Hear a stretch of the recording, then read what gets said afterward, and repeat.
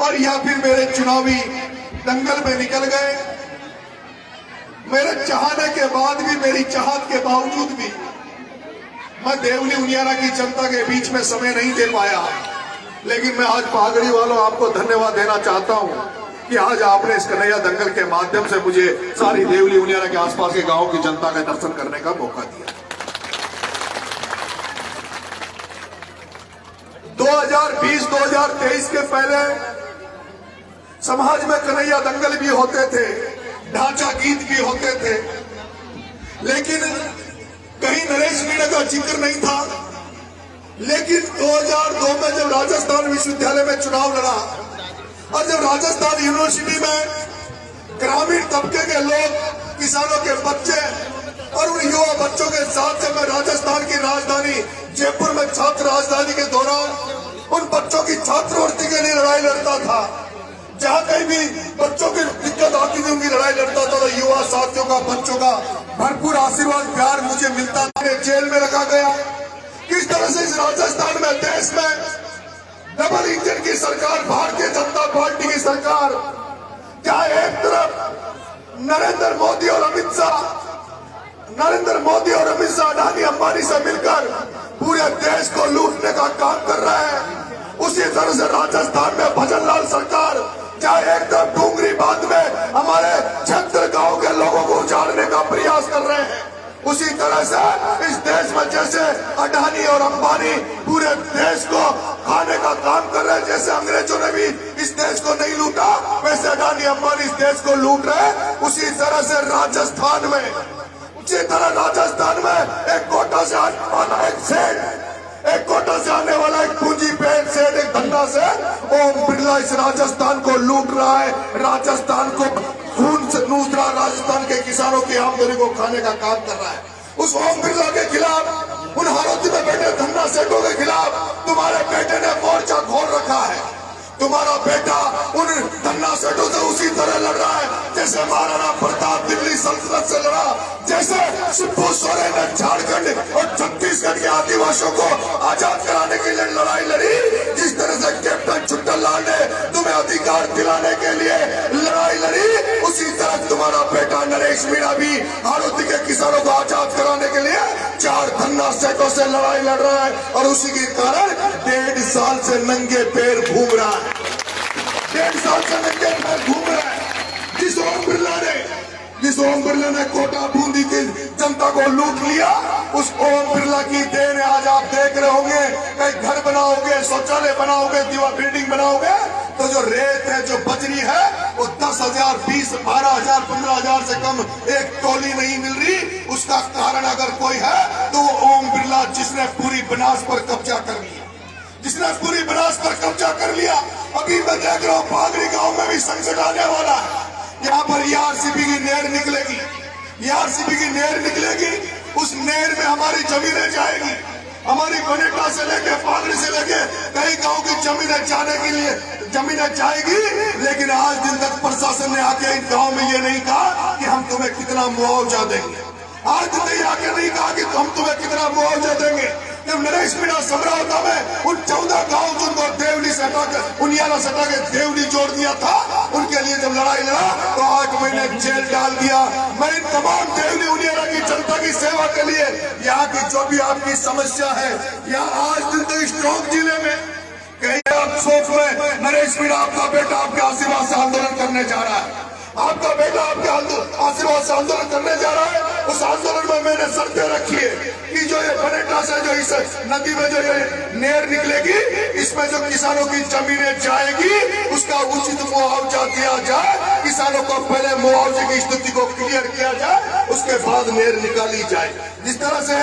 आदिवासी महिलाओं के साथ मारपीट हुई, उस थानेदार का इलाज हो। समरावता में जो भजन लाल ने जो समझौता किया था कि मुकदमे वापिस लेंगे, जो 60 लड़के नरेश मीणा के साथ जेल में बंद हुए थे, उनका मुकदमा वापिस लेंगे, वो मुकदमे आज दिन तक पूरे नहीं हुए। जो हमारे लोगों की गाड़ियां जली थी, पर नहीं लगे, आज तक फसल बीमा का पैसा किसानों को इस एरिया में मिला नहीं है, और आज तक किसी नेता ने समर्थन फसल बीमा के पैसे के लिए कोई आवाज नहीं उठाई। आपका बेटा 30 तारीख को 30 जनवरी को सौंफ के पास कोटली चौराहे पर आंदोलन करने वाला है, या तो प्रशासन 30 तारीख के पहले आपकी बेटे की मांगों को पूरा मान लेगा, और अगर आपके बेटे की पूरी मांगे नहीं मानी तो मैं आपसे वादा करके जा रहा हूँ। वो बाबा ने अभी जो कोसाली वाले मीडिया ने गीत गाया था कि सरकार हमारा अधिकार है लोकतंत्र का, मैं आपका वादा कर रहा हूँ, आपका बेटा वादा कर रहा है, आपके बेटे की वजह से बीजेपी को 2 सीटों पर जरूर फायदा हुआ। ये मैं मानता हूँ कि मेरी वजह से भारतीय जनता पार्टी को देवड़ी उनियारा में भी फायदा हुआ, मेरी वजह से छपड़ा में भी फायदा हुआ, लेकिन मैं आपको वादा दिला रहा हूँ, आपको विश्वास दिला रहा हूँ, जिस तरह से पंच बुजुर्गों मेरी माताओं आपका नरेश मीणा पे आशीर्वाद रहा, तो 2028 के पहले भजनलाल को विदा कर दूंगा। डबल इंजन की सरकार का, जो डबल इंजन की भारतीय जनता पार्टी की जो सरकार है, जो डबल इंजन की भारतीय जनता पार्टी की सरकार है, अगर तुमने विश्वास किया, भरोसा किया, तो राजस्थान के भजनलाल के इंजन को पटरी से उतारने की गारंटी तुम्हारा बेटा नरेश मीणा लेता है, तुम्हारा बेटा नरेश मीणा लेता है। कभी ये मत सोचना, कभी ये मत सोचना कि राजनीतिक स्वार्थ के लिए कभी समाज का नुकसान हो जाने दूंगा, कभी भी ऐसा कोई कदम नहीं उठाऊंगा जिससे मेरे आदिवासी समाज का, मुझे चाहने वालों का कोई नुकसान हो। नरेश मीणा तो जिस तरह से कैप्टन छुट्टन लाल ने तुम्हारे लिए काम किया, बाबा साहब भीमराव अम्बेडकर ने तुम्हारे लिए काम किया, शिबू सोरेन ने जिस तरह से छत्तीसगढ़ और झारखंड के आदिवासियों को महाजनों से आजाद कराया, तुम्हारा बेटा भी महाजनों से, धन्ना सेठों से, पूंजीपति से लड़ेगा। और जब तक दिल में चाह रहे, बाबा जो गीत गा रहा था वो सही गा रहा था, मेरे पीछे भजनलाल सरकार हाथ धो के पड़ी है,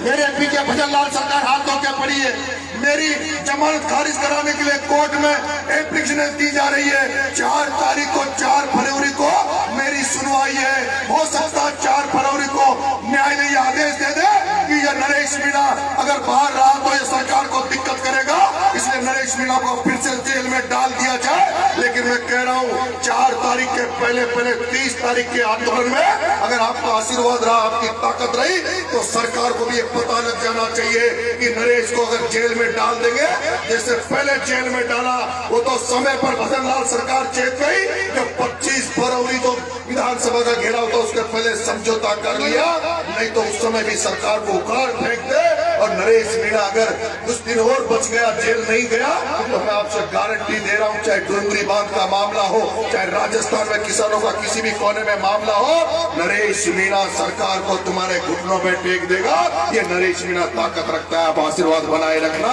आज मैं पागड़ी वालों को बहुत बहुत धन्यवाद देता हूँ और आप सबको पीले चावल बांटता हूँ, निमंत्रण देता हूँ कि 30 तारीख को कोटली चौराया सौंफ जरूर आना। अगर सरकार पहली बात तो कोटली चौराहे पे हमारी मांगे मान लेगी, और अगर कोटली चौराया सौंफ पर हमारी मांगे नहीं मानी तो तुम्हारा बेटा चारों लोगों के साथ कोटली चौराहे से जयपुर राजधानी की तरफ कूच करेगा। नरेश मीणा सौंफ से उनियारा, अलीगढ़ होकर उनियारा होता हुआ, टोंक होता हुआ जयपुर जाएगा। और मुझे भरोसा है जब नरेश मीणा देवली से राजधानी की तरफ कूच करेगा तो सड़कों पर जगह नहीं मिलेगी, सरकार को सोचने के लिए मजबूर होना पड़ेगा। और वो डूंगरी बांध का तो मुद्दा इतना बड़ा है,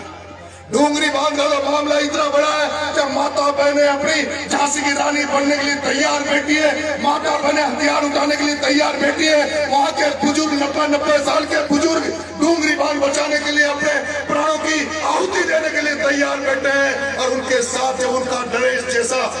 बेटा खड़ा है, जो भगत सिंह की फोटो लगा के चलता है, जो इंकलाब का नारा लेकर चलता है, वो डूंगरी बांध वाले को किसी को अगर गोली चलेगी उस मामले में भी तो सबसे पहले प्राण कोई देगा, सबसे पहले प्राणों की आहुति लगाएगा, तो आपका बेटा नरेश मीणा लगाएगा। ये भी मैं आपको विश्वास दिलाता हूँ। इसलिए आप सब लोग ज्यादा से ज्यादा संख्या में कोटली जरूर पधारना। और मैं जो गंभीरा की, जो कन्हैया दंगल की पार्टी आई हुई है, कोसाले की जो पार्टी आई हुई है, आपसे भी हाथ जोड़ के निवेदन करता हूँ, मेरे पास तो कोई धनवंत तो है नहीं, आपके पास साधन जरूर होंगे, बसें होंगी, आप जरूर पधारना। और वहां ऐसे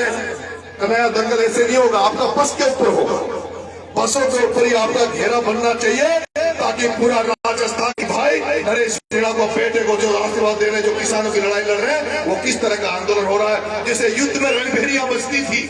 जैसे युद्धों में रणभेड़ियां बेटियां बसती थी, जैसे छतरानियां अपनी कुर्बानी देती थी, उसी तरह मेरी माता बहनों, आपसे पागड़ी वाली माता बहनों, आपने मैं जेल से आया था तब भी पूरी उनियाला में मेरा अलीगढ़ में जोरदार स्वागत किया था। आप सबको भी निमंत्रण दे रहा हूँ, सारी माता बहने आप सब भी पधारना। बहुत बहुत धन्यवाद। राम राम साहब, जय हिंद, जय भारत।